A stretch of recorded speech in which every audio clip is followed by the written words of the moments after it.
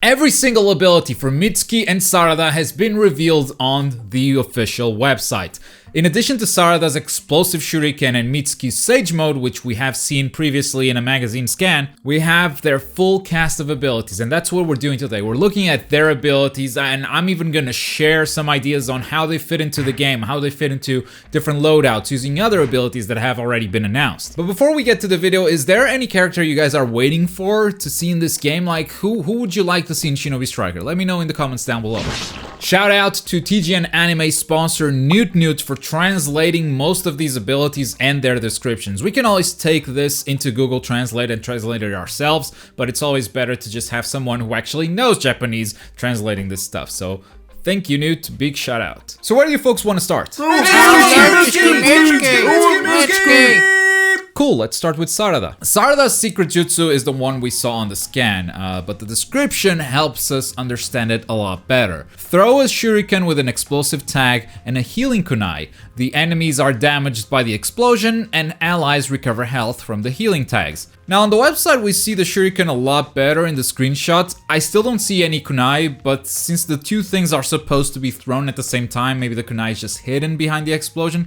Either way, this is a secret jutsu that both damages the opponent and heals your allies. Next, no idea how they're gonna translate her ninjutsu exactly for the English version, but this is what we came up with. First, we have the red rain showers, which is literally what the ability says. This is literally translated from Japanese, despite the attack just looking like another cherry blossom clash. The description reads, a technique that leaps forward and punches the ground, crushing it. In addition to damaging the target, it stuns surrounding enemies. So even the description sounds just like the cherry blossom clash. And this seems like a waste because now healers basically just lost a ninjutsu option, right? Because they've got a duplicate now. They're both the same ability. I mean, you could equip a cherry blossom clash in each slot and just kind of have two, right? But I don't think that can be the case. There must be something different about this. Either like the range of this ability, the animation, something that distinguishes Sarada's ability from Sakura's ability. But for now, since we don't have any more info, we're just gonna assume it's exactly the same. And her last ability is Healing Rain, which is not a translation, it's just what I decided to call it because you don't want to know what the original Japanese says. Send a shower of healing kunai to recover allies within range. The effect lasts for a limited time. I'm so happy that we're actually getting another healing technique, another healing jutsu.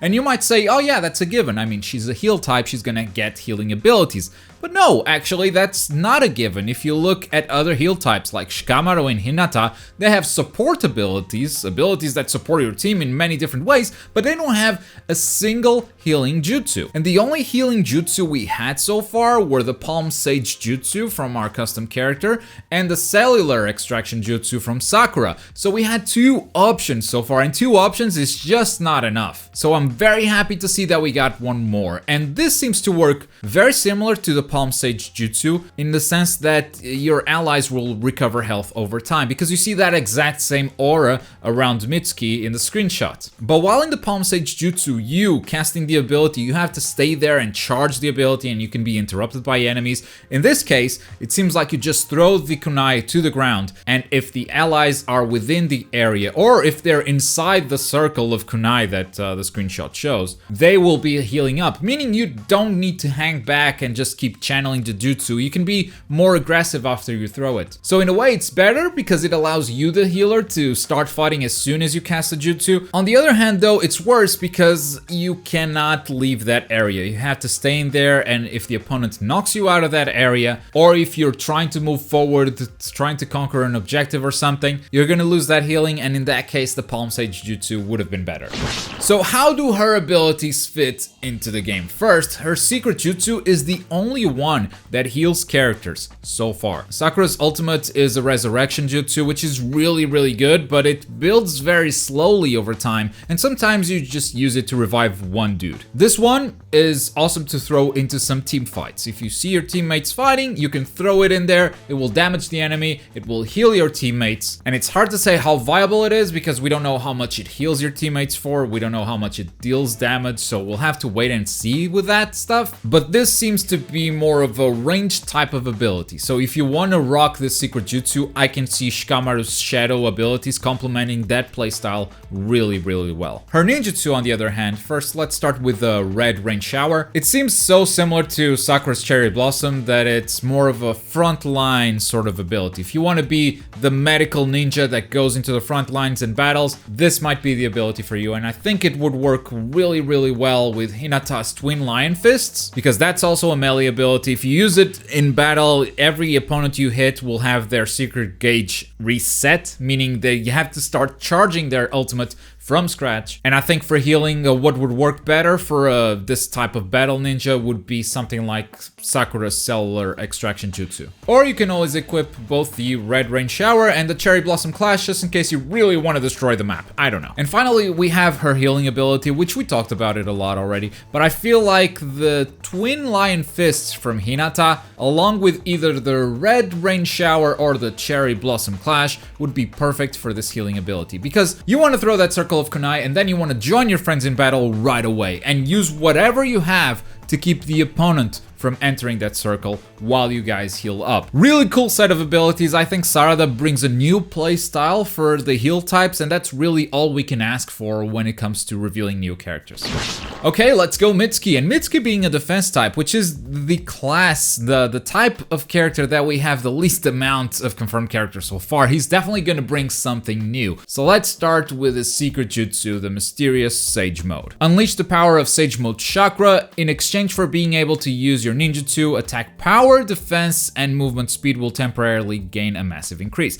So you lose the 2 ninjutsu that you have equipped for a short period of time. But in exchange for that, you become stronger. More attack power, more defense, more movement speed. So basically, you activate this ability and then it's just melee combos. As far as the duration goes, I would expect it to be around the 10 seconds because that's how long the 8 gates last as well. But unlike the 8 gates for attack types, this one might not heal you back to full health, which I always thought was a weird effect for that ability. But the reason why that ability works that way is because it also gives you a health boost, and this one does not. Next, his first ninjutsu is something called Snake Arms, a technique that stretches arms out towards the target to push them away, decreases movement speed for the target, recovers user's health relative to the damage dealt. So this is gonna have Mitsuki pushing an opponent away, and if he lands the ability, they are slowed, and Mitsuki recovers a little bit of health. Is Mitsuki a vampire? This is gonna be a great ability for protecting your healers, for protecting an objective. I wonder if this goes through the Sand Shield, actually. It would be a great counter to that. Like, yeah, you want to stay protected? Sure, but you stay protected over there. And this is the exact opposite of Mitsuki's other ninjutsu, which I'm gonna call the Scorpion Spear.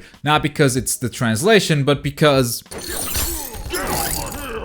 a technique that stretches arms out towards the target to pull them in, recovers user's health relative to the damage dealt. So it pulls the opponent in, but unlike the previous ability, this does not apply a speed reduction debuff, but it still heals you for a bit, so Mitsuki is still a vampire.